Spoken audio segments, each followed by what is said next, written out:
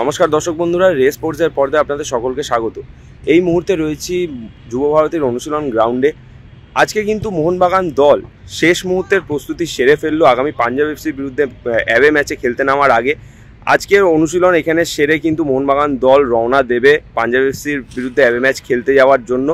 এবং আজকে অনুশীলনে কিন্তু একটা অন্য চিত্র দেখা গেল। আপনারা ইতিমধ্যে জানেন যে দলে বেশ কিছু চোট সমস্যা রয়েছে এবং কোচ হোসে মলিনা নিজেই কিন্তু জানিয়েছেন যে তার দলের গুরুত্বপূর্ণ 4 জন ফুটবলার, যেখানে Dimitri Petratos, Greg Stewart, Ashique Kuruniyan এবং ধীরাজ সিং মোরান্থমের মতন 4 ফুটবলার কিন্তু পরবর্তী পাঞ্জাব এফসির বিরুদ্ধে ম্যাচে নেই। এবং সেই চোট সমস্যায় জর্জরিত নিয়েই কিন্তু তিনি তার গোটা দলকে অনুশীলন সারিয়েছেন এবং গোটা দলের ছক সাজিয়েছেন। কিন্তু আজকের অনুশীলনে যেটা দেখা গেল, মনবীর সিং কিন্তু প্রথম থেকে দলের সঙ্গে অনুশীলন করলেন, কিন্তু হঠাৎই তাকে দেখা গেল যখন দল অনুশীলনের একদম শেষের দিকে ছিল তখন কিন্তু হঠাৎই তিনি উঠে গেলেন এবং সাইড লাইনে তিনি বসেছিলেন। কিন্তু তিনি যখন সেখান থেকে উঠে ড্রেসিং রুমের দিকে গেলেন, তাকে দেখা গেল যে তিনি তার ডান পায়ের বুটটি খুলে বেশ খুঁড়িয়ে হাঁটছিলেন এবং ড্রেসিং রুমের দিকে তিনি গেলেন। কিন্তু তিনি যখন মাঠ থেকে বেরিয়ে তাদের গাড়ির দিকে যাচ্ছিলেন তখন দেখা গেল যে তার ডান পায়ে স্ট্র্যাপিং বেঁধে তিনি মাঠ ছাড়লেন এবং বেশ খুঁড়িয়েই তিনি হাঁটছিলেন। অর্থাৎ বোঝাই যাচ্ছে যে আজকে অনুশীলন চলাকালীন হয়তো তার কোনো চোট লেগেছে, কিন্তু সেই চোট যদি গুরুতর হয় এবং পাঞ্জাব এফসির বিরুদ্ধে ম্যাচে যদি তাকে না পাওয়া যায় তাহলে কিন্তু কোচ হোসে মলিনার মাথায় বেশ একটা চিন্তার ভাঁজ পড়বে। কারণ ইতিমধ্যেই চোট সমস্যায় জর্জরিত রয়েছে গোটা মোহনবাগান দল।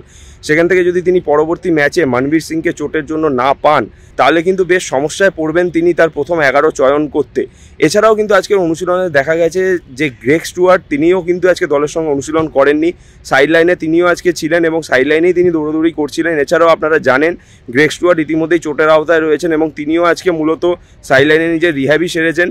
এছাড়াও দিমিত্রি পেত্রাতস তিনিও আজকেও অনুশীলন করেননি, সাইড লাইনেই বসে তাকে দেখা গেছিল যে তিনি সতীর্থদের অনুশীলন দেখেছেন।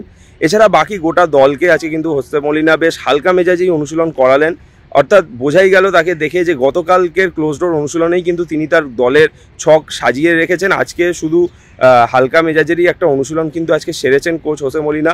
মূলত আজকে অনুশীলনে দেখা গেছে প্রথমে ফিজিক্যাল ট্রেনিং, তারপরে কিন্তু দুটি দলে ভাগ করে পাসিং ফুটবলের পর কিন্তু দেখা গেছে যে শুটিং প্র্যাকটিস এবং শেষের দিকে দেখা গেছে দুটো উইং থেকে ক্রস রেখে আক্রমণ ভাগের ফুটবলারদেরকে দিয়ে কিন্তু গোল করানোর মহড়া সেরেছেন কোচ হোসে মলিনা। চলুন দেখে নেওয়া যাক আজকে অনুশীলনে ফুটবলাররা এসে কী করলেন তার মুহূর্ত।